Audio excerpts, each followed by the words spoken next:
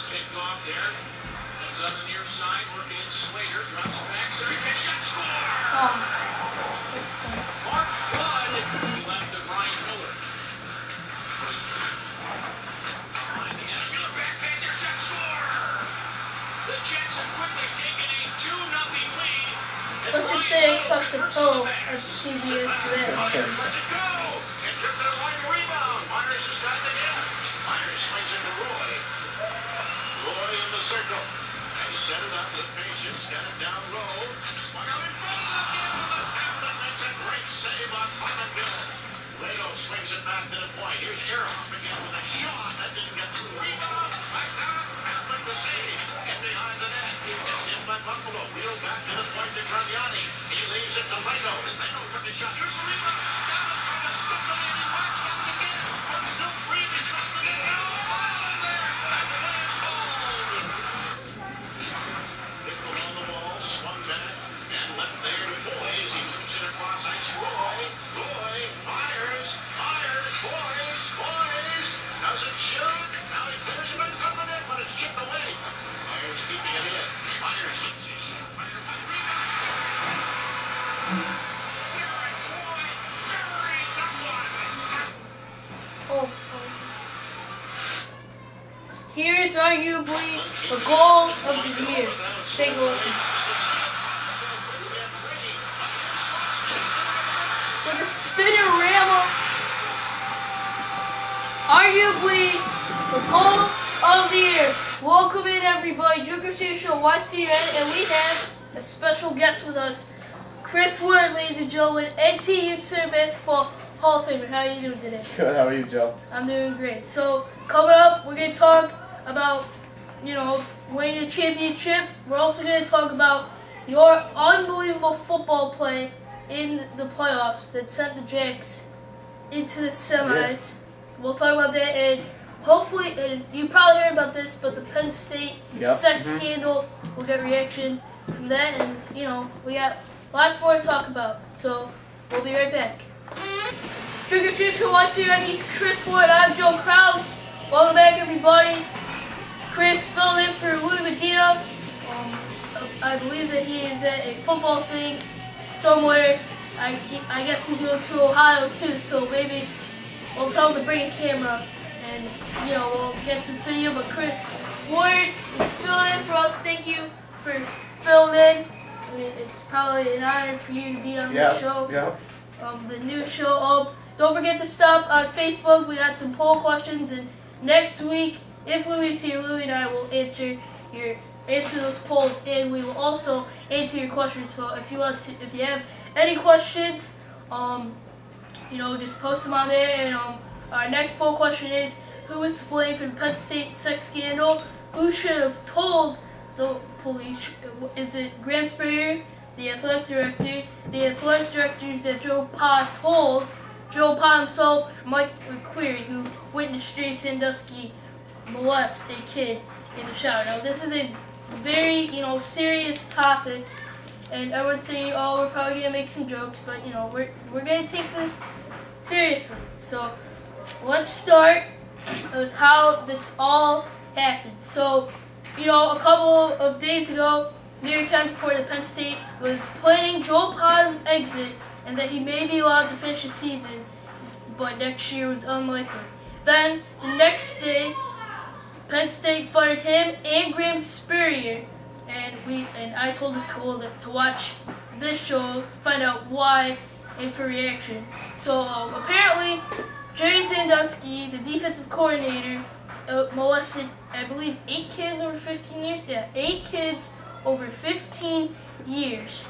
And apparently Mike McQueary, the wide receivers coach, who is on administrative leave now, apparently he witnessed Jerry Sandusky molest a 10-year-old boy in the shower in 2002.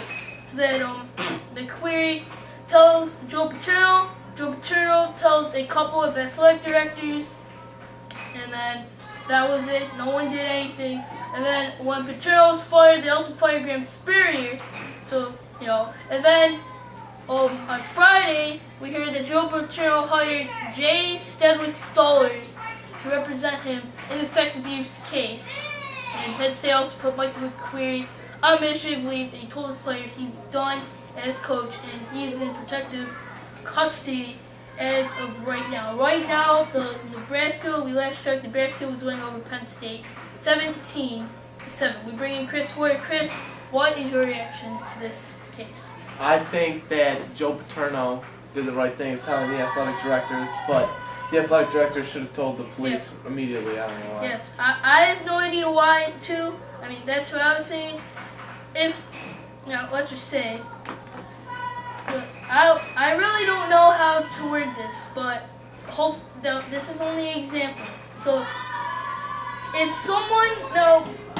if one of the varsity coaches saw one of the players, or they probably won't do that, but one of the coaches molesting a kid, you tell the coach, but you can't expect the coach to tell the police. The coach does not have the authority to tell that. You have to tell the administrative people. You gotta tell either the principal, the assistant principal, the superintendent of the school. I would actually go to the superintendent because he's the big cheese, if you will. So I don't know why the athletic directors decided not to tell the police. I mean, they should be the ones fired, not Joe Paterno. So I think that Joe Paterno still should have stayed. And now apparently, the fans, the students, they protested, and then they actually tipped over media trucks. And they kicked the windows in, and the police then used pepper spray. So I probably would have used like some smoke bombs instead of pepper spray, because I don't think the pepper spray is the best weapon to use against 5,000 kids. I have no idea. You can leave your reaction on our Facebook page. Go to Facebook, Joker Studio Show, answer our poll questions, and leave your comments about the Penn State thing. In other news, the Sabres, they've won 4 in a row, winning over Ottawa last night, 5-1. Derek Roy scoring his 5th, Matt Ellis scoring his 1st, Jordan Leopold going top shelf for his 3rd, Billy Lato scoring his 2nd, and Luke Adam scoring his 5th. The Sabres are doing very impressive. They're doing very well, doing well with George Sandroff in goal, but they gotta help out Ryan Miller a little bit more, because Ryan Miller's giving up way too many goals. The defense has got to play some defense. He's in a little slump right now, so. Yeah. When we come back, we are going to talk about Chris Ward's NTU career, winning the ring last spring with Duke. Apparently, Brad Lash is not back another season to, go for it again. And also, we'll talk about your game-winning catch against Amherst. That is probably a huge highlight. We also have high school football updates, and we'll also talk a little Bills. Joker Shave Show, What's Here? Welcome back to Joker Shave Show. What's Here, and brought to you by Snack Shack. Chris Ward filling in for Louie today. Thanks again for filling in. Anytime, Joe. So Chris, actually, we're going to talk about you. So, so that's pretty impressive. So, back in the spring, Duke won over Pittsburgh. Chris leading the way. Yep. Doing a very impressive job. Just huge. It's like a huge wingspan. Yeah. Huge wingspan. And you won with McNeil and all those guys. How did you guys do it, Chris? I think a big part of the win was the size that we had. We had a lot of size with McNeil down there. Jason Rakow played a big part. We got a lot of good defensive players also. So, when you put those two together, you're going to get a good team. What if you could have, do you wish that you could have played one more season? One more season would have been fun, but I got to keep going past rec, Yeah. So, JV basketball, right? Yep. Yeah. I would thought that you would have made varsity because your size and, I don't know. But, and you also Russell too, right? No, Russell's the same season as football. Yeah. So, you play quarterback and wideout, right? Yep. And your wide receiving abilities were shown. I'll find it. Well, anyway, Jackson won over Amherst 15-13. Chris with the winner chicken dinner, the game-winning 2-point conversion. I mean, how does that feel? It was very exciting at the time, but we had to get back and play on defense too. So after the game, it felt really good.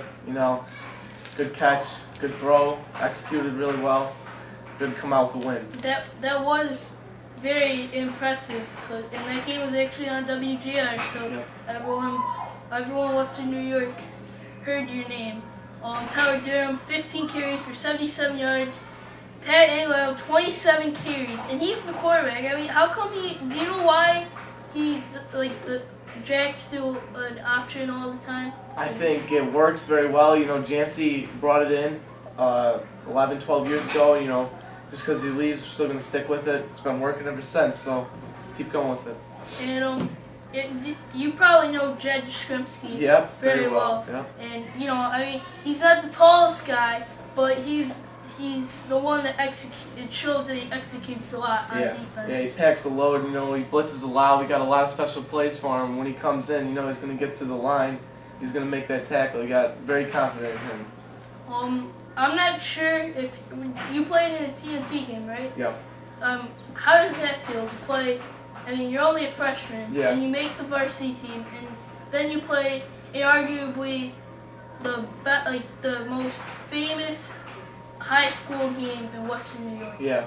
It was very exciting. I actually scored that game, my first ever varsity touchdown, so that was very cool too. It's very traditional for NT, and I think it's a good experience. I like going to the high school, seeing all the festivities going around. It's very fun. Yeah, you probably have a lot of girls' numbers Yeah. after that. So, so then, I mean, you guys took a hard loss to Williamsville South, 34-27. I mean, you probably thought after the game it's all over. Yeah, it was very sad at the time. All the seniors don't get another shot like I do. I'm very lucky to get 3 more years. Very tough loss. They had a lot of chances to capitalize, couldn't do it. So next year for me, seniors. Yeah. What do you think the Jacks have to work on for next year? I think we're going to have a lot of returning kids on offense, but the defensive line is going to have to work a little bit harder. We're going to have a few sophomores and juniors on that line since a lot of the seniors are leaving. So defense is going to need to pick it up a little bit, but I think the offense is going to be ready. The one hole that I just saw, ever since Aaron Davis left NT, after that, he didn't even play in the championship game. So I just think that the running back is the big hole in that offense. Yeah. Troy Keller, if Spencer Scalise even makes it, because Scalise, he's gonna be in 8th grade. But I think that Troy Keller or Troy, I can't think of the other kid off the top of my head, but I think that Troy Keller, if he could work hard, because I mean, when you face Niagara Falls, you're facing 7 feet guys, and he weighs about 99 pounds, and he's only about maybe about yay high, so I think it's gonna be very hard for him to play in varsity. Coming up, everyone has asked me, what do you think about the power rankings for the coaches, and we will review that, and also who is going to win. Should Jerry Sandusky be locked up? We'll debate that. Show West here on. He's Chris Ward. I'm Joe Kraus, Sports Best with Coke. Thanks for watching. Don't forget, check us out on Facebook. Alright, it's time. We do this every week at this time. The baseball season is starting up again, so this week, there aren't even any new rosters out yet, but we're basing this on experience and how well they interact with the kids, with their players. We're doing our power rankings, and this time it's the coaches. Alright, so we got Luke, Eric. There's 2 Erics, so that's very hard. So we got Luke, Partel, Fireman, Alex, he's up there, Matt, and Mitch. Yanni and Mitch. I still don't understand why Mitch came back after that 0-8 season. I don't know why. I have no idea. But let's start at number 7. Mitch is at the bottom. Look, you got 0-8 start. I don't know how you're going to be able to turn around this year. You got to be able to win some games if you want to keep that job, because, it's not free money. Alex wants the best of the best, and I still think he's an okay coach. Yeah. He's like Dick Trump. Yeah. Okay, number 6. I'm gonna go with Yanni. Not a lot of experience. I mean, he did okay. There wasn't a really lot of ball passing with Villanova. It was really Gibson and McDonough and Bobby Gasol should have gotten the ball a little bit more, because I'm seeing their workouts. Nick Kraus and Bobby Gasol, they're working out every day, working hard. So I think that Bobby is going to shine this year, but I still think that Yanni has what it takes. At number 5, I'm going to put Luke. I mean, he didn't really coach last year. He was here for a couple of games, but we don't really have a lot of info on him. So we're just going to put him at number 5. Number 4, I'm going to put Eric Fetterman, and he's probably screaming. So here's my explanation, okay? Okay, ready? Okay. Alright. First off, this year, if you want to be a successful coach, you got to have 2 things. A, you got to have more than one playmaker. And 2, you got to be able to tell them to pass it around and not to take full half-court shots. Here's what I saw last year from West Virginia, Eric. I could call West Virginia the Nehemiah Stone show. Gets with Connor McGinnis sort of used. It was basically the Nehemiah Stone show. He got it 60 times a game, and he might have passed it a couple of times. Very few. Very few times. And second, we saw a lot of half-court shots from Nehemiah and Connor. So, West Virginia, you could have labeled them the Nehemiah Stone show last year. Number 3, right? We're at number 3? Yep. Right? Okay. Number 3, this is going to be very hard, because the next 3 are probably the best of the best, but I'm going to have to go with Matt at number 3. I really didn't want to do this, but, you know what, let's have a 3-way tie for first place, because they're all really good. But I would have to put 1C, Matt. Ohio State actually did better than we expected, and Louis Medina coming in midway during the season, he did very well, and Austin Gibson leading the way. I don't know if you saw that Ohio State-Pittsburgh game with Gilbert making the court shot, and then Austin Gibson at the buzzer making very it. Exciting. That was probably one of the best shots last year, but I'm gonna have to put him at 1C. And we took a lot of time to think about the 1B and the 1A. It was very hard, and some people might disagree with me. But wait, Alex, just a quick question: but how many championships have you won? None. None? None. Okay. And I believe Eric has won about Quite a few. About 2 or 3, and I believe you won a couple with him. So I'm gonna put Alex at 1B, but I would put him as a Hall of Fame coach, because here's why. Well, first off, he pretty much knows the game of basketball because he runs the whole thing. Oh, yeah. 2, because he just has those strategies. He just has that mind that none of the coaches have. I mean, Eric has it too, but he could be an NBA coach if he wanted to. I think he would do a good job coaching the Heat. Yep. He would be very good with LeBron. So I think that he's a 1B. Hopefully he was so close with Pittsburgh last year with Gilbert and Chris Mann, and Devin Donahue. That was actually a pretty good team. So I think that and then Eric is our top seed again for the 2nd year in a row. And Eric Fetterman is probably very ticked off right now. But Eric, he's won a few championships. he actually won when I was back in 3rd grade. We were the Bulls at the old rec. And I was actually looking at an old picture, and Alex and Eric are the only workers that are still working at the youth center. All the other ones are gone. So like I said, and Eric is very faithful to Alex. It's sort of like, like Alex is number 1 and Eric's number 2. So Yeah. So Chris, thanks again Thank you, for Joe. stopping by. We will have Louie next week. Stop by on Facebook, and we will see you soon. It's YC.